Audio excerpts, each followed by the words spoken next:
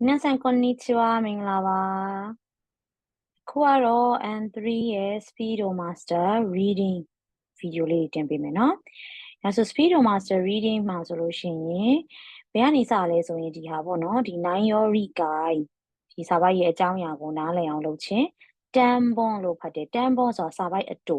နော်စာပိုက်အတူဆိုတာဒီမှာမေးခွန်းတစ်ပုဒ်ပဲပါမယ်စာပိုက်ကလေးကလည်းတူတယ်နော်အဲ့ဒါမျိုးကို Tanbon လို့ခေါ်တယ်နော်ဒီမြကြီးကိုက်ခန်းကြီးနဲ့ပုံခန်းကြီးနဲ့နော်ကြည့်ဒါဆိုရင်ထုံးစံတိုင်း reading တွေကတော့ N3 level intermediate 2Q level ရောက်လာပြီဖြစ်တဲ့ကျောင်းသားတွေအတွက် N54 level တွေမှာ reading တွေဖတ်တင်တော့ဖတ်ရမှာပဲအဲ့တော့စာမွေးမှာဒီလိုမျိုး Tanbon ဆိုတာလी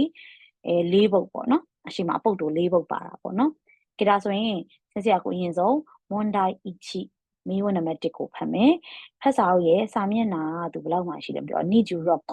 နော်စာမျက်နှာ26မှာရှိပါတယ်ဖတ်စာအုပ်နော်အဲ့တော့အရင်ဆုံး reading ကိုဘယ်လိုကျင့်တယ်လဲဆိုလို့ရှိရင်เนาะကျောင်းသားတွေက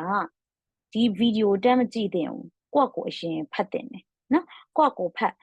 တ်ပြီးတော့အဖြေကိုခံမှန်းပြီးမှဒီ video ကိုကြည့်ပြီးတော့အဖြေတိုက်ဒါမျိုးလေးတွေလုပ်ရင်ပိုကောင်းတယ်ဒါကြီးကိုပဲအရင်သိကြည့်နေเนาะ reading skill ကတက်မှာမဟုတ်ဘူးကိုယ့်ကိုလေးတော့စူးစမ်းပြီးတော့ဖတ်တင်တယ်အဲ့တော့ဒီ N3 ရောက်လာပြီဆိုရင်ဒီလို Tanbon ဆိုတဲ့เนาะ Tanbon ဆိုတဲ့ဒီလိုပု္ပ္ပစာအတူတွေကိုเนาะဆင်စီတို့ကအချိန်3မိနစ်ပဲပေးခိုင်းတယ်ဒီ speed master เนาะအဲ့တော့3မိနစ်နဲ့အပြီးဖတ်ရမယ်ပေါ့အကယ်၍ကိုက3မိနစ်နဲ့မပြီးနိုင်ဘူးပေါ့เนาะကိုယ့် skill ကအဲ့လောက်မမြန်သေးဘူးဆိုလို့ရှိရင်တော့5မိနစ်လောက်ထိတော့ဖတ်လို့ရတယ်ပေါ့เนาะဆိုတော့5မိနစ်လောက်က5မိနစ်ထပ်ပို့ပြီးတော့10မိနစ်15မိနစ်ဒီတပုတ်လေးကိုယူနေเนาะအမတို့စာမွေးမှာအချိန်မှီမှာမဟုတ်တဲ့အတွက်အများဆုံးကျောင်းသားတွေဒီ3မိနစ်ကနေ5မိနစ်အထိတော့အမတို့ချိန်လေးစက်တင်လေးလုပ်ပြီးတော့ဖတ်တင်တယ်ပေါ့เนาะခေတ္တဆိုရင်အခုအရင်ဆုံးစာပိုက်ကုံဖတ်ခင်မှာစင်စီတို့မေးခွန်းကိုဖတ်မယ်နော်မာရုရှိဆိုတာမြို့ပေါ့ဒီမြို့နာမည်လေးပေါ့နော်ဒီမြို့ရဲ့စာတို့တာနိုရှိမှုကစာတို့ဆိုတာဂျပန်ရိုးရာလက်ဖက်ရည်တက်ခင်းတဲ့ပညာပေါ့နော်ဒီလက်ဖက်ရည်တက်ခင်းတဲ့ပညာကိုပျော်ရွှင်စွာတောက်သုံးကြတဲ့ပွဲပေါ့ပြောမယ်ဆိုတော့လက်ဖက်ရည်တက်ခင်းပွဲပေါ့ကွာနော်ဒီလက်ဖက်ရည်တက်ခင်းပွဲကတဲ့စန်ကာဆူဟီတိုနီအဲ့ဒီပွဲမှာပါဝင်မဲ့သူတွေအားတဲ့စတာရဲတိုက်ခုတိုဝါတို့တွေကစတာရဲလို့ဆိုတာကြတော့တဆင့်ပြောတာပေါ့နော်ဆိုတော့ဒီတဆင့်ပြောခြင်းတဲ့ကိစ္စကတဲ့ဘာလဲဆိုပြီးသူကမေးတယ်နော်တဆင့်ပြောခြင်းတဲ့ကိစ္စဆိုတာဘာလဲအဲ့တော့တဆင့်ပြောတယ်ဆိုကြတဲ့ကတကယ်တမ်းကြတော့အဓိကအစာရေးသူက main ပြောခြင်းတာဘာလဲဆိုပြီးစီတို့မေးတာတကယ်တမ်းကနော်ဒီထဲမှာစာရေးသူပြောသွားတာပြောခြင်းတာဘာလဲလို့မေးတာတဆင့်ပြောခြင်းတဲ့ဘာလဲဆိုတော့သူရေးထားတဲ့အတိုင်းစီတို့ကဖတ်လိုက်တဲ့အခါနော်ဖတ်တာဖြစ်တဲ့ကြောင့်အမှန်တော့တဆင့်ပြောတယ်ဆိုတဲ့သဘောကစာရေးသူဘာကိုအပြောခြင်းဆုံးလဲဆိုပြီးတော့စင်စီကိုမေးတာခေတာဆိုရင်နော်စင်စီတို့ဖတ်မယ်ပေါ့နော်နားလေးနော်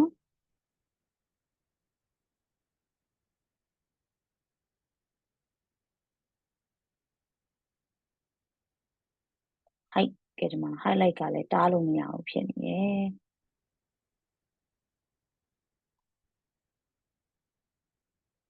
โอเคခေတာဆိုရင်ကြည့်အောင်နော်အဲ့တော့သူပြောသွားတယ်ပါဝင်တဲ့သူတွေကိုပြောချင်တာပါလေတဲ့ဟုတ်ပြီဒါဆိုစမယ်နော်အရင်ဆုံး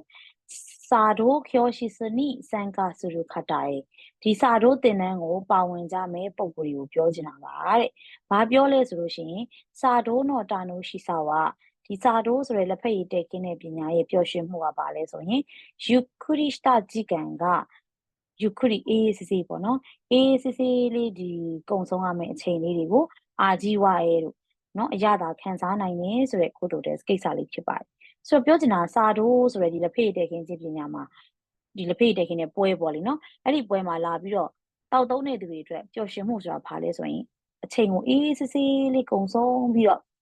နော်ခံစားရတာပေါ့ဒီမှာအာကြီးဝရဲတို့ဆိုတာအရသာခံနေဆိုတဲ့အရသာလေးခံစားရတာပေါ့နော်ဒီစာတို့အရသာလေးခံစားရတဲ့ကိစ္စဖြစ်ပါတယ်一緒にအတူတူお茶をいただく人たちお茶ဆိုတာအခုဒီစာတိုးဆိုတာစာတိုးဆိုတာဒီရေနွေးချမ်းမှာပဲ green tea ပေါ့နော်ဒီ green tea ကိုလာတောက်ကြတယ်お茶ပေါ့လေဒီရေနွေးချမ်း green tea ကိုいただくတောက်သုံးကြတဲ့人たちလူတွေကိုဖြတ်ခုဆိုတာ customer ပေါ့နော်ဖြတ်ခုと言いますがဖြတ်ခုလို့ပြောကြပါတယ်တဲ့အဲ့တော့အဲ့ဖြတ်ခုဆိုတာဒီစာတိုးမှာလာပြီးတော့ပါဝင်တဲ့လူတွေပေါ့နော်အဲ့ဒီဧည့်သည်တွေကိုဖြတ်ခုလို့ခေါ်တယ်ခေါ်ပြီးတော့မိဘွန်းဆိုတာယာဒူး ကိုယ့်ရဲ့လုပ်ငန်းမှာကိုယ့်ရဲ့ယာတူတွေ short ခုပြောလို့ဖတ်တယ်ဒီဟာကိုနော် short ခုပြောဆိုတာအလုပ်အကိုင်းနေ non rate ဆိုတာအသက်အရွယ်နော်အသက်အရွယ် say best ဆိုတာယောက်ျားမိန်းမကြားမကိုပြောတာနော်နားတို့နော်အစရှိတယ် say ကန်ဝအာဒီမှာဆန် say ကန်ဆိုတာသတ်မှတ်ချက်တွေမရှိပါဘူးတဲ့ဒါဆိုရင်နံပါတ်1ချက်ဆန်းစီတို့မှတ်တင်တာကဒီပထမတစ်ပိုက်မှာစာရေးသူအပြောချင်ဆုံးကဘာလဲလို့ပြောရင်ပထမတစ်ပိုက်ဆိုဒီနှစ်ကျောင်းပေါ့နော်ဒီနှစ်ကျောင်းမှာစာရေးသူကပြောချင်တာကဒီစာတိုးပွဲကိုလာပါမဲ့လူတွေကနော်ဒီလက်ဖက်ရည်တွေကိုလာတောက်သုံးကြမဲ့ဧည့်သည်တော်တွေဒီမိဘုံလို့ခေါ်တယ်ယာတူးတွေရှော့ကူပြောအလုတ်အကိုင်းနေနန်းရိတ်အသက်အရွယ်တွေစိတ်ပဲဆိုယောက်ျားမိန်းမစသဖြင့်သတ်မှတ်ခြင်းမရှိဘူးဘသူမဆိုပါလို့ရတယ်လို့ပြောချင်တာအဲ့တော့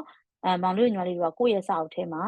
နော်ဖတ်စာအုပ်ကိုင်းပြီးမှတ်တဲ့သူမျိုးဆိုရင်စာအုပ်ထဲမှာဒီစာကြောင်းလေးပေါ့နော်ဒါလေးကိုလိုက်တာတယ်စစရတားပြလို့မရဘူးနော်နောက်ဆုံးဒါလေးမိဘုံရှော့ကူပြောနန်းရိတ်စိတ်ပဲဆိုနာတယ်နော်စိတ်ကံဝအာရီငါဆန်တဲ့အကြောင်းဒီပထမစာပိုင်းမှာစာရေးသူပြောခြင်းအကြောင်းဖြစ်ပါတယ်စာရေးသူပြောခြင်းနဲ့စာပေါ့နော်ဒီစာကြောင်းလေးပေါ့နော်အဲ့တော့သူပြောခြင်းတာက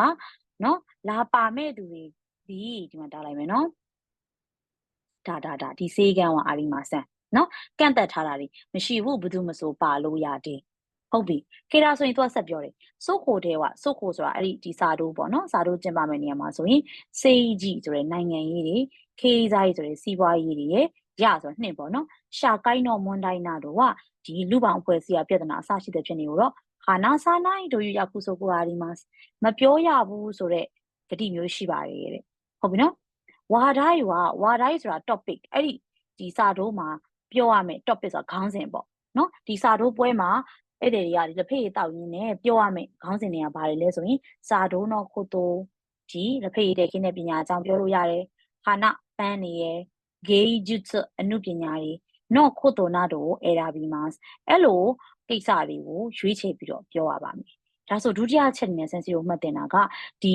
စာတိုးကျော်ရှိစွတ်မှာစာတိုးတင်တန်းမှာပါမယ်ဆိုရင်စေးကြီးဆိုတဲ့နိုင်ငံရေးရဲ့ခေးဆိုင်ဆိုတဲ့စီးပွားရေးရဲ့ရှာကိုင်းတော်မွန်ဒိုင်လို့ခေါ်တဲ့လူပောင်ဖွဲ့စည်းပြဿနာတွေကိုဟာနာစာနိုင်မပြောရဘူးဆိုတဲ့နံပါတ်2ချက်သိရမယ်ဟုတ်ပြီနော်အဲ့တော့နံပါတ်1ချက်ကပါလဲအလုတ်အကိုင်းနော်ယာတူအသက်အရွယ်ကြားမမရွေးပါဝင်နိုင်တယ်နံပါတ်2ချက်ကအဲ့ဒီစာတိုးပွဲမှာနိုင်ငံရေးစီးပွားရေးလူမှုရေးပြဿနာတွေကိုမပြောရဘူးနောက်တစ်ခုကတော့ပြောရမယ့်ဟာတွေကဘာတွေလဲဆိုရင်စာတိုးနော်ခုတိုဒီစာတိုးအကြောင်းပြောလို့ရတယ်ဟာနာယာဂီကျစနော်ခုတိုပန်းနေအနုပညာအကြောင်းတွေစသဖြင့်လူတွေအငင်းပွားစရာမလိုတဲ့ပြဿနာအငင်းပွားစရာမလိုတဲ့အနုပညာအကြောင်းတွေပြောလို့ရတယ်ပေါ့ပြီးတော့နောက်ဆုံးမှာ毎日忙しい人でも心が落ち着いて静かな雰囲気を楽しむことができますနေတိုင်းအလုံးရှုပ်တဲ့သူတွေတောင်မှစိတ်နှလုံးသားလေးတည်ငြိမ်ပြီးတော့ uchi ဆိုတဲ့ဆိုတာတည်ငြိမ်ပြီးတော့ shizuka နော်တိတ်ဆိတ်တဲ့雰囲気ပတ်ဝန်းကျင်ကိုတာနိုရှိမှုことができますပျော်ရွှင်ရွှင်နဲ့ခံစားနိုင်ပါတယ်ပေါ့ဒါဆိုရင်နောက်ဆုံးချက်လေးကတော့毎日忙しい人でも心が落ち着くဆိုတဲ့နေရာလေး uchi ဆိုတဲ့ဆိုတဲ့နေရာလေးကိုဆက်တားလိုက်တယ်နေတိုင်းအလုံးရှုပ်တဲ့သူတွေလည်းစိတ်လေးတည်ငြိမ်အေးချမ်းပြီးတော့လာပြီးတော့ပါလို့ရတယ်ပေါ့ဟုတ်ပြီနော်ဒါဆိုရင်ဒီစာပိုင်းလေးအတူလေးမှာတည်တင်တာထားပဲနံပါတ်1ချက်ယာတူအလုတ်အကိုင်းအသက်အရွယ်เนาะနောက်တစ်ခုကဒီကြားမမရွေးပါဝင်လို့ရတယ်နိုင်ငံရေးစီးပွားရေးလူမှုရေးပြဿနာတွေပြောလို့မရဘူးเนาะစာတို့အကြောင်းပန်းနေအမှုပညာအကြောင်းတွေကိုပြောရမယ်နေတိုင်းအလုပ်ရှုပ်တဲ့သူတွေလည်းပဲလာပါလို့ရတယ်စိတ်လေးတည်ငြိမ်အေးချမ်းသွားမယ်ဟုတ်ပြီအဲ့ဒီ၄ချက်ကိုကြည့်ပြီးတော့စင်စီတို့အောက်မှာပြန်ရွေးမယ်နံပါတ်1စာတို့ဆိုရယ်လက်ဖေးတဲ့ခင်းတဲ့ပညာကဤတို့နာရှော့ခုပြောနော်ဟီတိုတို့အမျိုးမျိုးသောလုပ်ငန်းခွင်တွေကလူတွေနဲ့ဒေါနာခုတ်တိုတဲ့မိုဟာနာစေတဲ့တာနိုရှိဘလို့ကိစ္စမျိုးမဆိုပြောလို့ရတဲ့အတွက်ပျော်စရာကောင်းတယ်တဲ့ကဲအဲ့ဒီအချက်ကြီးကဒေါနာခုတ်တိုတဲ့မိုဆိုတဲ့အချက်ဒီမှားပါတယ်ဘလို့ကိစ္စမျိုးမဆိုပြောလို့မရပါဘူးဒီမှာလေ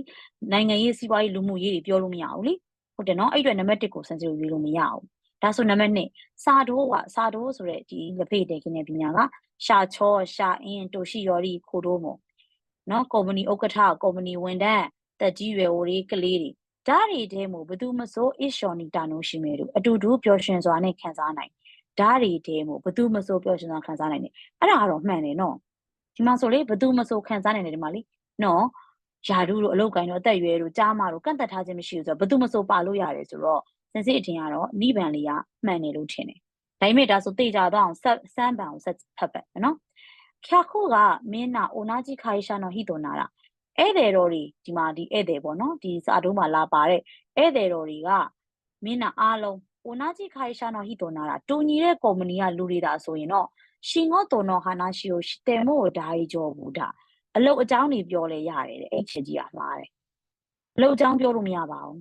ဘာပဲပြောလို့ရတယ်စာတုံးတော့ခိုတိုတို့ဟာနာတို့ဂေးကျွဆိုလေစာတုံးအကြောင်းတွေပန်းနေအမှုပညာအကြောင်းပဲပြောလို့ရတယ်လေနော်ဒီရှင်ငေါတော်နော်ဟာနာရှိပြောလို့မရတာနံပါတ်3ကြီးမှားတယ်ဒါဆိုနံပါတ်4စာတုံးဝါယူခရီအိုခိုနာဦးနော်တဲ့ဒီဆုံးကရှိ